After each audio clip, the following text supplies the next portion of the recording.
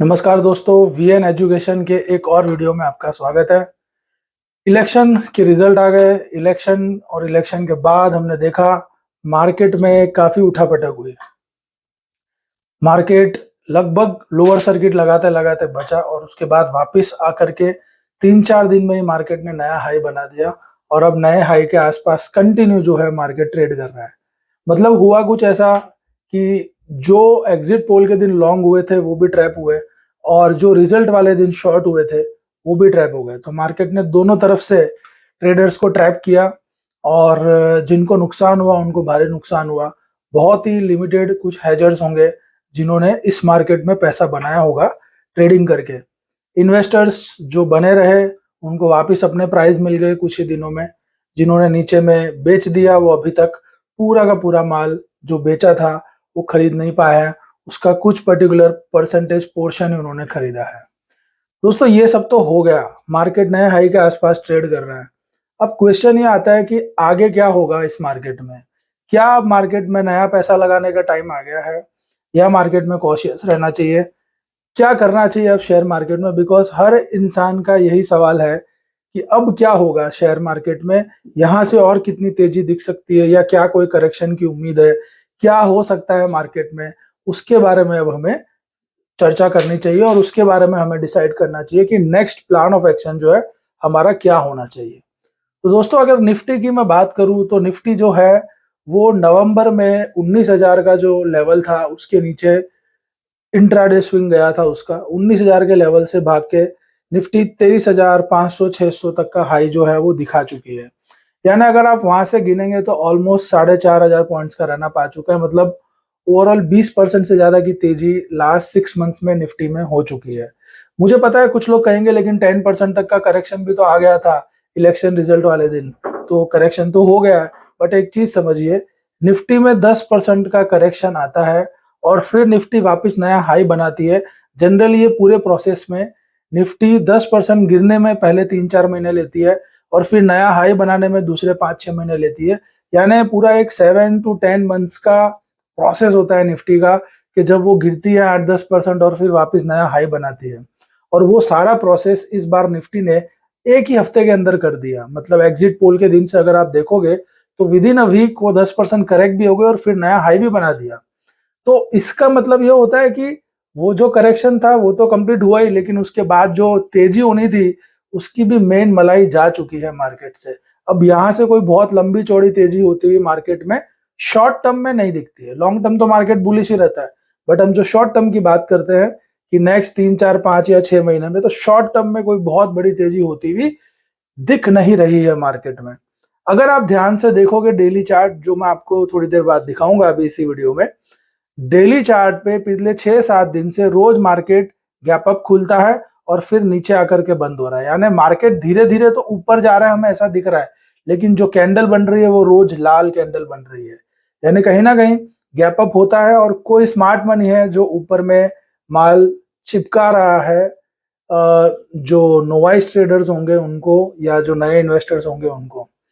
तो निफ्टी में कोई बहुत सकारात्मक साइन डेली चार्ट पे देखने नहीं मिल रही है।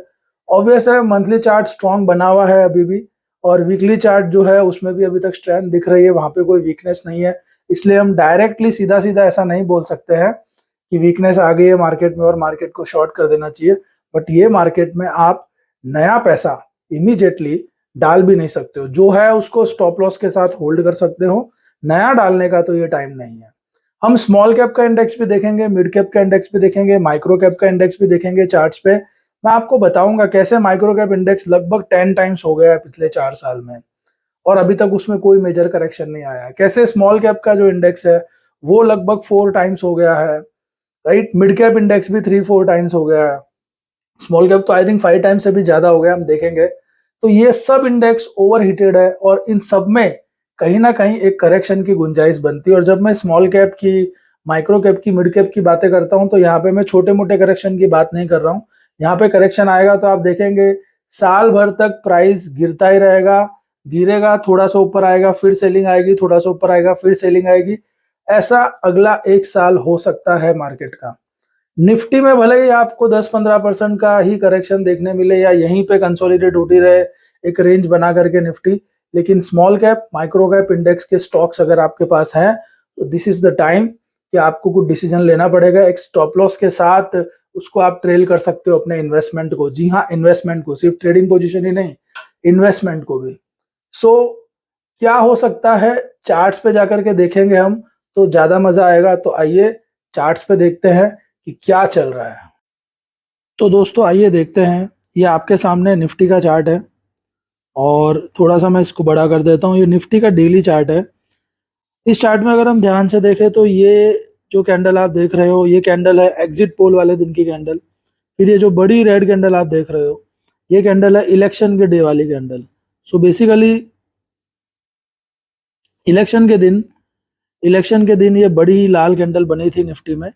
और उसके बाद अगर हम देखें तो 3 दिन में ही निफ्टी ने पूरी रिकवरी कर दी। 3 ही दिन के अंदर यहाँ लगभग ये जो एरिया था जहाँ से गिरी थी वहाँ पे आ गई थी। लेकिन उसके बाद जितनी भी कैंडल बनी है, ये आप देख सकते हैं 1 2 3 4 5 6 7 8 9, मतलब पिछले 9 दिन की अगर मैं कैंडल की बात करूं तो ये सारी कैंडल लाल कैंडल बन रही है। लेकिन लाल कैंडल तो बन रही है, बट अगर आप ध्यान से देखें तो धीरे धीरे मार्केट जा ऊपर की तरफ रहा है। तो कहीं ना कहीं ये लोगों को दिखाया जा रहा है कि मार्केट ऊपर जा रहा है, बट एक्चुअल में जैसे ही मार्केट रोज एक नया हाई बनाता है वहां पे सेलिंग आ जाती है। और आज तो मार्केट ने काफी एक अच्छी खासी रेड कैंडल बना दी है डेली चार्ट पे। तो इससे कहीं ना कहीं ऐसा लग रहा है कि हर उछाल पे जो कोई स्मार्ट मनी है, जो अपना माल दूसरों को पकड़ाया जा रहा है, वो यहाँ पे खरीदना नहीं चाहता है। तो क्या हमें शॉर्ट कर देना चाहिए? बिल्कुल भी नहीं। पहले हम वीकली चार्ट पे जाते हैं। वीकली चार्ट पे अगर हम देखें तो वीकली चार्ट पे जो कैंडल है ये कंटिन्यू एक के बाद एक ऊपर की तरफ जा रही है। इस वीक ये लाल कैंडल तो बनी है, लेकिन अगर आप देखें तो ये लाल कैंडल प्रीवियस जो ग्रीन कैंडल है उसके नीचे जाकर के क्लोज नहीं हुई है। तो अल्टीमेटली इस लाल कैंडल पे आप ऐसा नहीं बोल सकते हो कि यहाँ पे बेयर्स पावर में आ गए हैं। तो हमें करना क्या है बेसिकली, तो हम यहाँ पे ये एक स्टॉप लॉस लेकर के चल सकते हैं। प्रीवियस वीक की जो ग्रीन कैंडल थी उसका जो लो है वो आपका स्टॉप लॉस है। अगर नेक्स्ट वीक इस तरह से कोई कैंडल बनती है जो प्रीवियस वीक के ग्रीन कैंडल के नीचे जाकर के क्लोज होती है, तब आप शॉर्ट करने के बारे में सोच सकते हैं। अदरवाइज अभी शॉर्ट नहीं करना है। लेकिन this is not a time two by drastically, because अगर मैं आपको चार्ट्स पे दिखाऊं तो ये वो पीरियड था जब 19,000 का लेवल लास्ट ईयर नवंबर में हमें देखने मिला था।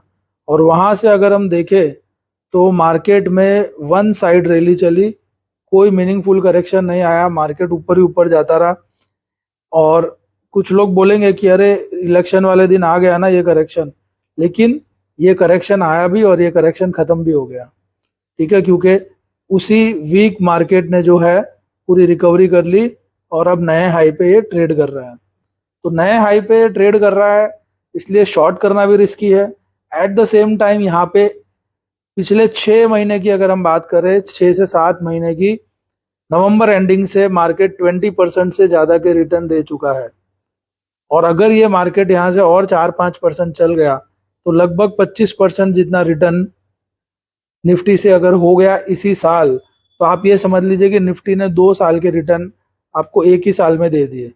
ऐसा हो गया तो फिर नेक्स्ट ईयर बिल्कुल भी आप एक्सपेक्ट मत करना कि निफ्टी आपको कोई बहुत बड़ा रिटर्न देगी। एफडी जितना भी दे दे तो बड़ी बात है। तो इस तरीके से ये सब चार्ट्स देखते हैं तो ऐसा लगता है कि बहुत रनअप हो चुका है और अब यहाँ पे कुछ प्रॉफिट बुकिंग होनी चाहिए। स्टॉप लॉसेस के साथ आप होल्ड कर सकते हो पोजीशंस को, पर नई फ्रेश बाइंग करने समझदारी नहीं है। आइए दूसरे इंडेक्स भी देखते हैं जहाँ पे बहुत फ्रॉड बन रहा है। ये आपके सामने आ गया है निफ्टी स्मॉल कैप 250 का इंडेक्स, यानी इसमें 250 कंपनियां हैं जो कि स्मॉल कैप कंपनीज है और ये उनका इंडेक्स है। अब इस इंडेक्स का अगर हमें देखना है क्या चल रहा है तो हम इस पर मंथली चार्ट पे जाएंगे और मंथली चार्ट पे हम जाकर के देखते हैं कोरोना वायरस के टाइम पे जो लोज बने थे वो यहाँ कहीं हम देख सकते हैं कि ये जो लोज बने थे कोरोना वायरस के टाइम पे, क्या लो इसने बनाया था। तो मैं लो पॉइंट पे कर्सर लेके जाता हूँ और लेवल्स देखता हूँ। तो यहाँ पे अगर हम देखें क्या लेवल्स आए थे तो लो आप देख सकते हैं इधर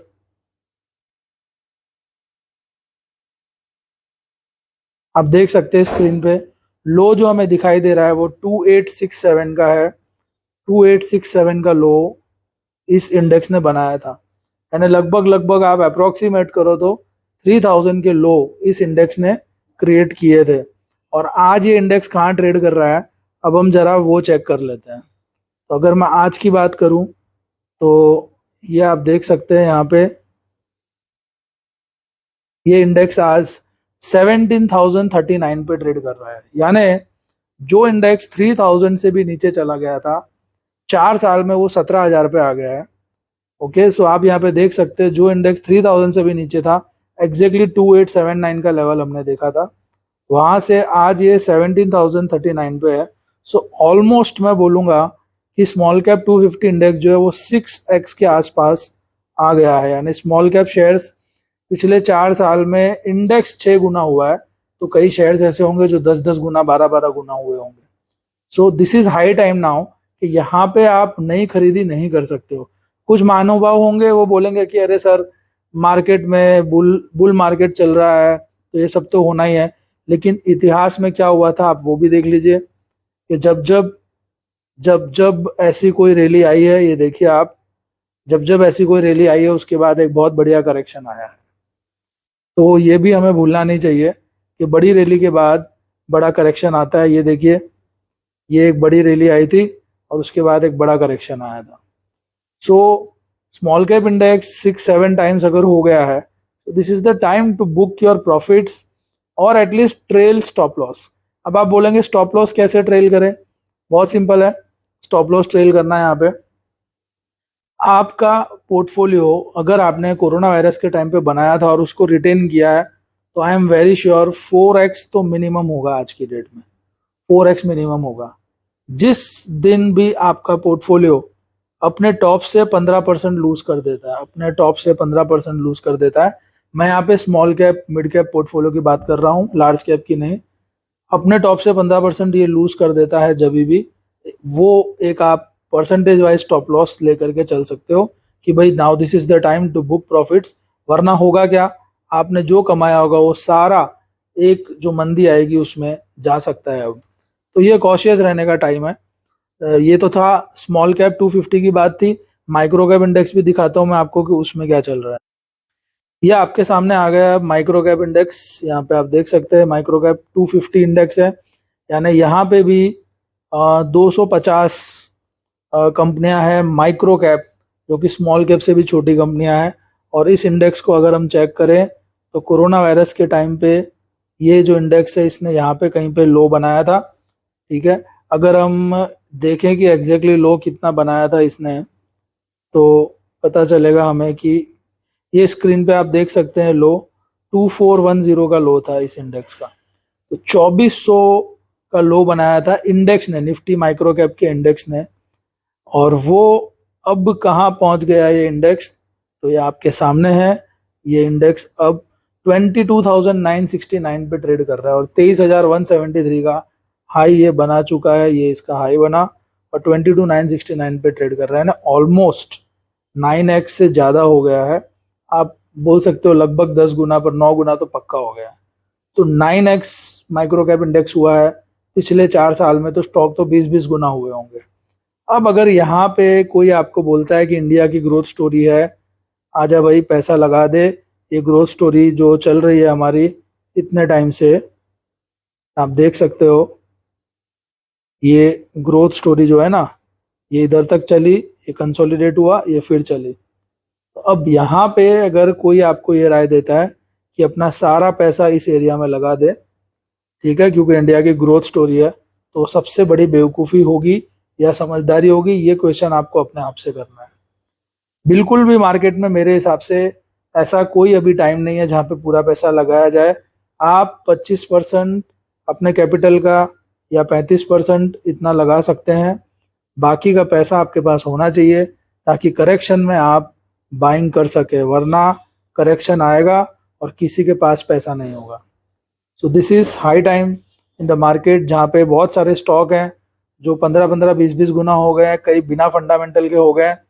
मैंने आपको कहा था चार्ट्स पे दिखाऊंगा तो आपको पता चलेगा कि मार्केट जो है वो बहुत ज़्यादा आगे निकल गया है अपने फंडामेंटल से भी।